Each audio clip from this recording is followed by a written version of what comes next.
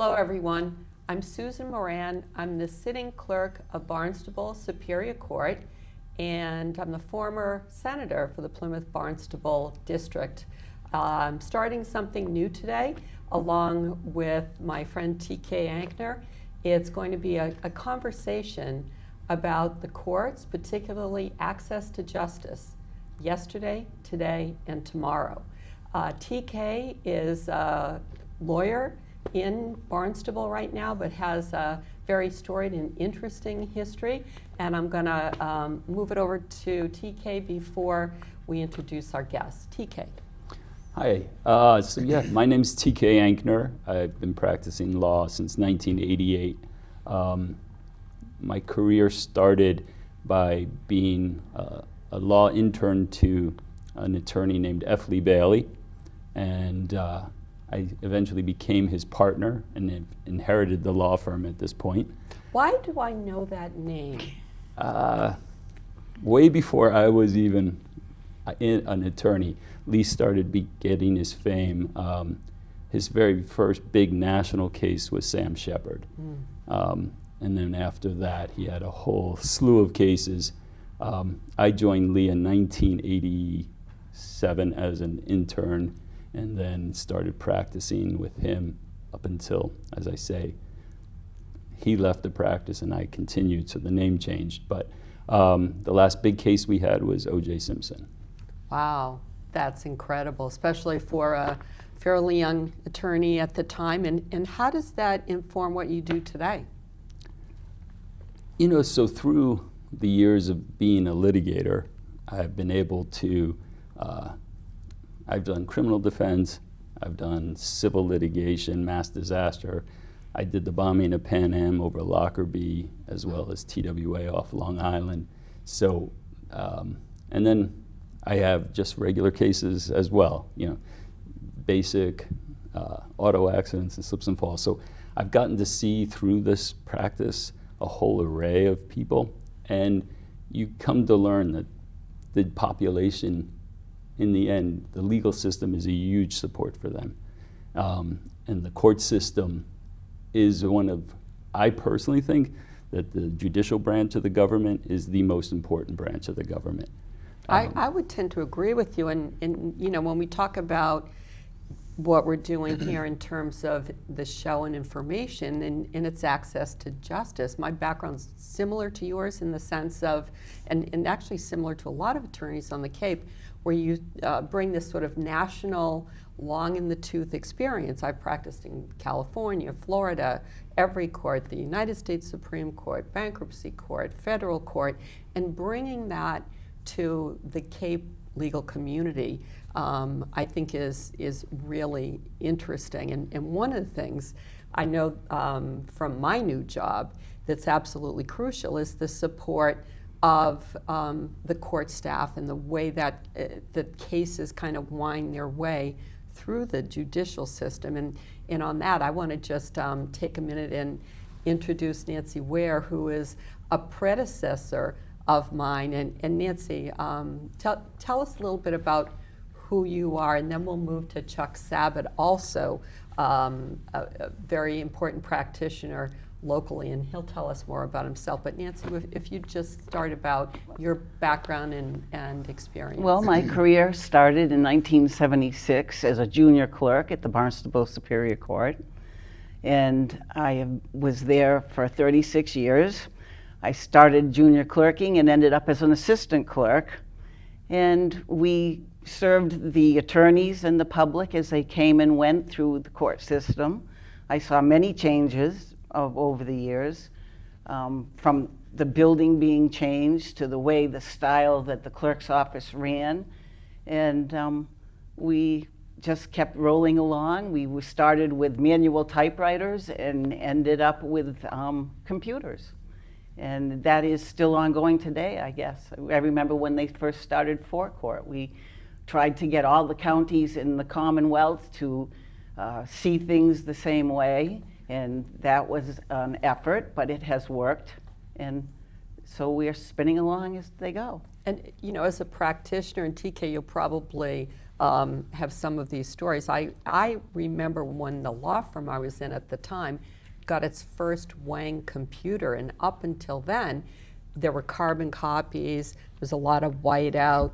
You know, a lot of actual rip and run. I was in Boston at the time, and I literally, it was faster than taking a cab. I would run to court to file something right under the deadline. A little bit after that, there was a thing called fax machine, and you'd have to worry about coming in the morning at like 9 a.m. and there would be a temporary restraining order, you know, a request for an injunction, which would be a court order saying you can't do something, and you know, it would sort of be there. So things got, you know, with now electronic filing, things are moving at a different pace. And Chuck, if you would just introduce yourself as we continue this conversation. All right, so I'm Chuck Sabatt, and I have been practicing law since January of 1977, when I was sworn into the bar.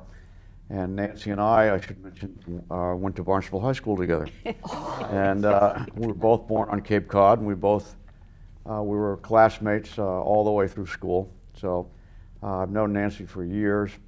And Nancy said she started with manual typewriters. I think I started with an IBM Selectric typewriter, so I was a little bit more advanced. But I remember, I am in sync with what you're saying. I remember we didn't have fax machines. There was no Federal Express. And when we had to do, I've done some appellate work, which means you're filing briefs in the appeals court. I remember that I would drive up, we used a printing service, which I still use today, which is called Bateman and Slade, which prints the briefs and files them for you.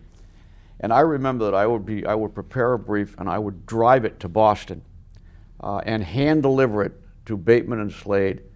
And then they would, I don't know how I think they would send it down by regular mail, a draft or a proof of what they were going to file.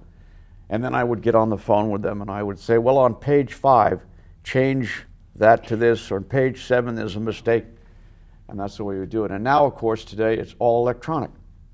So we send a draft in, and within an hour you get back the proof electronically, you read it, it's all filed electronically. You know, the world has changed dramatically since those days. It sure has. And you know, even in my office today, and you're all familiar with that, the pleadings come in electronically, Right. but there is a person, a clerk, someone on my staff who actually looks at it, makes sure it's pretty much filed in the proper format. There's notice been given to the right individuals, those sorts of things. And then there's either response that is waited for within a certain deadline, or it might go right away to a judge, or there might be a determination by me or by the judge, even if it's accepted. If it's not accepted, there'll be a note, really an email sent back to the practitioner that provides guidance or a reason or next step. So this is kind of the continuum. And as I was orienting myself to the office, I found this really incredible small book, I'm going to call it, called The History of the Barnstable Superior Court. And I looked, and the authors are Charles M. Sabatt, Esquire, Nancy N. Weir. And I had met Chuck in the building in Barnstable Superior Court, and then reached out to Nancy. And I thought, you know, and then of course sent it to TK, just in terms of, you know, where we've been and where we're coming. And I mean, I don't know how you feel. I think that history is a great informer of kind of the road that got us where we are. And, you know, it's something to pay attention to it as we, you know, when we talk about access to justice, Right. past, current, and future. I mean, this is one of the things No, that kicked it. I found the book fascinating because I actually, my very first court appearance, as I was in the DA's office for Phil Rollins when he was the DA, and I was a student, and under this provision, I was allowed to do bail hearings. So I was in front of Judge Nixon in the Superior Court. It was my very first time, and I still remember it as if it was yesterday, because it was so frightening of an experience, but you know, the building has a lot of sentimental value to me. But what I thought was so fascinating is because Barnstable County is one of the oldest counties in the country, the fact that this courthouse goes back to a time when we were even just not even, you know, it was under British law that they were making decisions. I find that fascinating to see the transition. So. And particularly now, as our nation really comes upon another important birthday. So I hope, you know, what I'd love to do is just open the conversation up between Chuck and Nancy as to how did this come about, and, you know, kind of how did you compile the information and then publish it? Well, it all started with Judge Rouse. She was the Chief Justice of the Superior Court back in, was it 2009, I believe. Right. And then Judge Rufo got involved with it, the Honorable Robert Rufo, and he kind of approached Chuck and myself and asked us to put together something. We each did a certain portion of it, but there were many, many people that helped out. There are acknowledgments in the book that a lot of folks helped out, and we kind of directed how it was going to be laid out, and it built itself, kind of. I mean, there's a lot of research that went on. I know that I researched some of the old books to get the history, and we had historians helping us, and it was done while we were working, so it was fit in between everything that we were already doing, but that's how it came together. And as Chuck said, the sheriff printed it for us. There were many printings and many changes, and it just came together. What do you think, Chuck, you know, we should tell people about what you would find if you come and take a look at the book or get a copy from locally at Sturgis Library, I think Nancy mentioned. Yes, the Sturgis Library can make a copy for you if you would like it. I think what you would find if you go to the courthouse today is that, to me, the Barnstable Superior Court is one of the most beautiful courthouses in the state, and as you just mentioned, it harkens back to an older era, and yet it's still preserved its beauty and its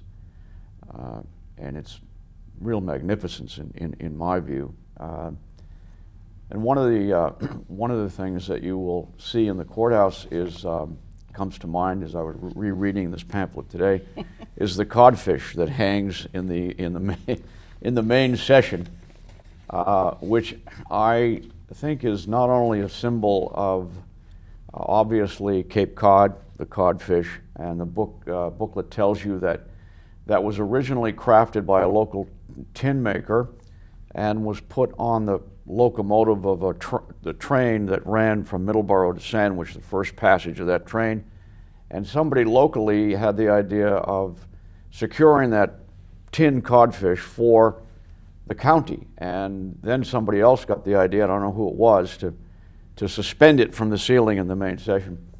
And I always think that not only represents, represents Cape Cod, obviously, but I think it also represents the spirit of the American Revolution, because if you remember, there was a group of people known as the codfish aristocracy, of which John Hancock was one, and they were the leaders of the American Revolution in Massachusetts, and they had many of them had accumulated their wealth from the codfish industry. And there was an old saying that back in the 18th century, you could actually walk from Cape Cod to Nantucket on the codfish because they were so abundant. And of course, that's all changed now. You can't even the area catch has a been cod fished now. out. But I always look at that as a symbol of the American Revolution. And as you mentioned, we're coming up on our 250th anniversary this year, 2026. This past year was the anniversary of the Battle of Lexington and Concord. So to me, it has a little bit of a deeper meaning than just that we're on Cape Cod, and that's our symbol. I think it's a symbol for the country, frankly. And what does that make you think of, TK, in terms of the legal system and the historic aspects, and how that brought us to where we are today, and maybe where that will bring us moving forward? Yeah, so it's interesting because I think history is significant to know, right? Because we've all been taught for years that history repeats itself, and so without that background, you would never know. So the biggest issue I think right now in the judicial system is that for the first time we're having a severe lack of confidence in the judicial system, and people are questioning the judicial system. And I think if you know the history, this isn't the first time that there's been challenges that the judicial system had to face. And I think, I've had the privilege of trying cases elsewhere, outside of the United States, and I can tell you there is no system of justice better than the system that we have here in the United States. And like for instance, you go to Europe, and England has a totally different system, right? You're guilty until you prove you're innocent. And the fact that in this country you are innocent until you are proven guilty is, I think people know it, but I don't really think they understand how important that is and how intense of a right that is. So, and if you go through the history of these courts and you see cases and you go through the historical, you'll see how much effort went into making that happen. It wasn't just something, it needed to be fought for, it needed to be preserved.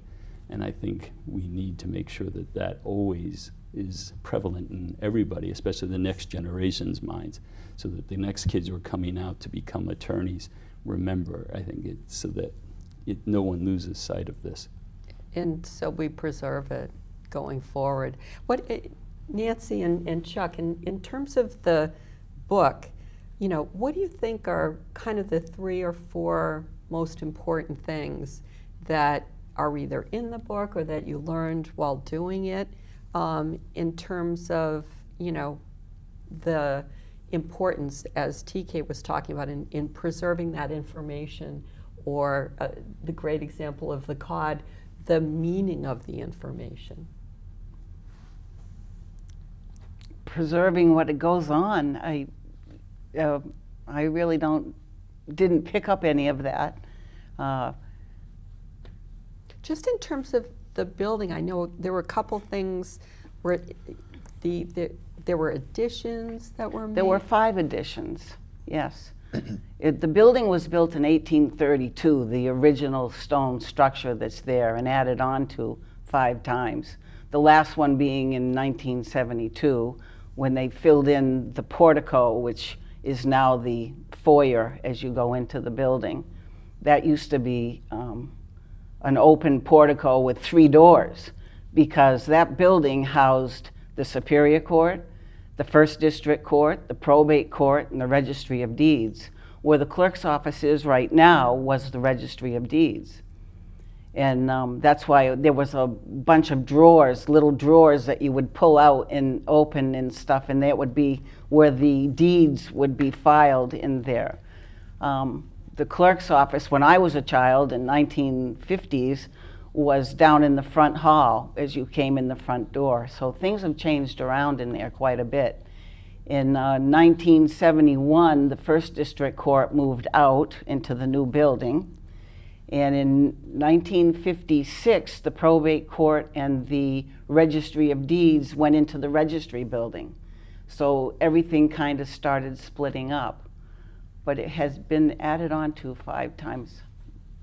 Incredibly historic building. And Chuck, from your work on the book, what do you think is the thing that's most important for people to think about in terms of the history and the way it came together? One of the things that's always interested me in the history of the Superior Court is an incident that occurred that's referenced here involving Dr. Nathaniel Freeman from Sandwich, and that was in 1774. And what occurred was that the governor of Massachusetts, who of course was an appointee of the Crown, Thomas Hinckley. correct, wanted to enact or did enact a law that where a royal commissioner would be appointed who would select juries and would select the jury pool, where previously the system was very similar to what we have today, which is that the selectmen of each town would select a pool of jurors from the voting rolls. Now, what this meant was that the Crown could then control the composition of juries, meaning that only loyalists would be on those juries, and so any of these radical revolutionary elements that were brought before the court were sure to be convicted. Nathaniel Freeman had started a committee of correspondence, which there were other committees of correspondence in Massachusetts, whereby people would communicate secretly with secret letters and codes. And it's remarkable to me that in that day and age, several things, that people could become motivated by that issue, that they could become excited about that issue, namely, there's a change in the selection of our jurors. And the second thing that fascinates me is that he was able to communicate so effectively in that era with so many people about this issue. I mean, today we take everything for granted. We have instant information, we have email, we have text messages. In those days, there was only the quill pen and paper and word of mouth. So he assembled a group, and they began marching on what is now Route 6A to Barnstable Village to protest the enactment of this law. And along the way, they collected other people that joined in. And by the time they got to Barnstable Village, I think there were almost 1,000 of them. And they marched onto the court. They forced in fact, it was James Otis's father was the judge of that court. Wow. They forced him to close the court, and he pledged that he would not obey that new law, and they refused, and that they would not reopen the court until that law was rescinded. And at that time, it was the old colonial courthouse. It was the old colonial courthouse, Yes. Correct. It was not the current courthouse. Oh, yes, The old colonial which was courthouse. in a different place. But when Right. you look at the significance of this, kind of rising up against what was going to be a potential, Right.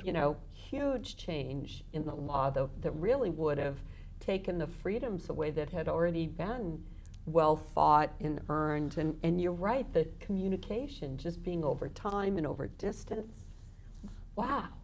So it fascinates me that that issue that really pertained to the operation of the judicial system created such a reaction in people locally. Yeah. And I wonder whether today, notwithstanding all of the bloggers and all of these podcasters that we have, and these raconteurs that inundate the airwaves, so to speak, I wonder if people would get as motivated and as excited about an issue like that today as they did in the 18th century. Yeah, you have to hope they would, right? Because Right. it's like if Dr. Freeman hadn't gotten so upset, this whole country and our whole judicial system would have been so different. I mean, that's what's so interesting, right, with history. And you were asking, like, why is it important to always keep going back? Because that one moment in time could have changed the course of this country completely. Exactly. Right? And now you have people, when they get their juries, jury notice that they're going to be on jury duty, first thing they want to know is, how do I get out of this, right? Right. Instead of really appreciating, like, that is such a symbol of freedom. To be asked to be a juror is such a significant thing. I get recused every time, but I have never had the luxury of being a sitting juror. It's funny you say that, because just yesterday, for the first time in my life, I got called in the district court, which is on our same campus, to be a juror. I not only was picked, but I also was the jury foreperson. And it was an incredible mix of people from every walk of life. And the case was an assault and battery on a family member. And I will tell you, just in all of my years of legal experience and in my experience so far as the clerk, it was really, I think, one of the most salient and kind of ways of learning from the inside how the system actually works. And that was, great privilege, and everyone in the room agreed. Judge came in after, and everyone kind of talked about the great experience. And you're right, it did change from, oh gosh, this really puts a monkey wrench into my life, how am I going to deal with that, to, wow, what a privilege. I know we're sort of at the time of wrapping up a little bit. I do want to mention that the history of the Barnstable Superior Court is at the Sturgis Library in West Barnstable. And then I kind of want to wrap up everyone a little bit. If there are two statues on the Main Street front of the building. What are the two statues? Well, we have the Otises. Correct. Yeah, James and Mercy. And let's see, Mercy's went up in 2001, and James' statues was 1991, and they were honored for their contributions to the Revolutionary War, to the movement. And there's also, is there a cannon still there? There were two cannon. Right? There were two cannon out front, and they originated in the War of 1812. And we talk about that in this pamphlet, in that the British Navy was patrolling in Cape Cod Bay during the war. There were three frigates, three British frigates that were in the area. And in those days, the British Navy, many of those sailors and officers made money by plundering merchant vessels, and they would then divide up the take. They would capture a merchant vessel, sail it back to England, sell off the wares and the ship, and everyone would divide up the take, and you'd be paid according to your rank. No pun intended, Right. right, with the wares? Right. So when they were patrolling off the Cape, they actually they were extorting money from some of the local towns and threatening them that if you don't pay us X, we're going to assault your village. So one of the people in Barnstable, when that threat was made here, he owned a salt works across from the Superior Court. It was a marsh down there, but it was a salt works. It's back in now the a day. cemetery. It was Cobb's Hill. Okay. Yeah, down along Millway. Right. Yes. And he was not about to give in to the British. So he purchased 4 cannon and had them brought down by ox cart to Barnstable Village, and he put them up on one of the hills near where the Coast Guard Museum is now, Yes. and on the hill where the Superior Court is located. And that was enough to scare off the British, and they didn't want to trifle with him. So after the war, 2 of them were melted down, and they were reused for other projects, and then 2 of them were preserved, and they're each standing in front of the courthouse today, warding off British ships. Nice. That's awesome.